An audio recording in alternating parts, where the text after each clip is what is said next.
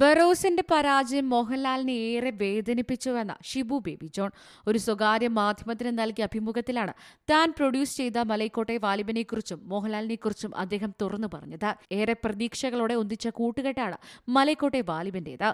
മോഹൻലാൽ ലിജോ ജോസ് പെല്ലശ്ശേരി കൂട്ടുകെട്ടായിരുന്നു സിനിമയുടെ ഹൈലൈറ്റ്. പക്ഷേ ചിത്രത്തിന് ലഭിച്ച ഹൈപ്പ് സിനിമയുടെ കളക്ഷന് നേടാൻ സാധിച്ചില്ല. പക്ഷേ ചിത്രം ഒരു ഫ്ലോപ്പ് ആയിരുന്നില്ലെന്ന് നിർമ്മാതാവ് പറയുന്നു. സിനിമയുടെ സാങ്കേതിക വിദ്യകളെല്ലാം മികച്ചതായിരുന്നു. സിനിമയിൽ ഉണ്ടെന്ന് അദ്ദേഹം വ്യക്തമാക്കി. പക്ഷേ മലൈക്കോട്ടെ വാലിബന് രണ്ടാം ഭാഗം ഉണ്ടാകില്ലെന്ന് അദ്ദേഹം കൂട്ടിച്ചേർത്തു. സിനിമ പ്രതീക്ഷിച്ച ലെവലിലേക്ക് പോയില്ല എന്ന് മാത്രമേ ഉള്ളൂ എന്ന് ഷിബു ബേബി ജോൺ തുറന്നു പറയുന്നു. സിനിമയുടെ തിരക്കഥ ഒരുക്കിയിരുന്നത് PS റഫീഖാണ്.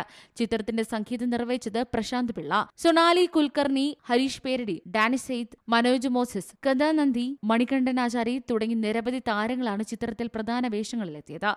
അതേസമയം മോഹൻലാൽ ആദ്യമായി സംവിധാനം നിർവഹിച്ച ക്രിസ്മസ് റിലീസായി തിയേറ്ററുകളിലെത്തിയ ബറോസ് ഏറെ പ്രതീക്ഷയോടെയാണ് പുറത്തുവന്നത്. മൈ ഡിയർ കുട്ടിച്ചാത്തൻ സംവിധാനം ചെയ്ത ജിജോയുടെ കഥയെ ആസ്പദമാക്കി മോഹൻലാൽ ഒരുക്കിയ ചിത്രമാണ് Barroz.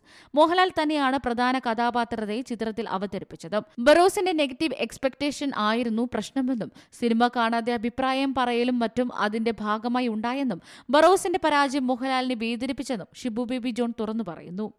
Entertainment desk, C Malayalam news. പുതിയ വാർത്തകളും വിശേഷങ്ങളും ഇനി വിരൽ തുമ്പിൽ എല്ലാ ഡിജിറ്റൽ പ്ലാറ്റ്ഫോമുകളിലും ഇപ്പോൾ സി മലയാളം ന്യൂസ് ലഭ്യം.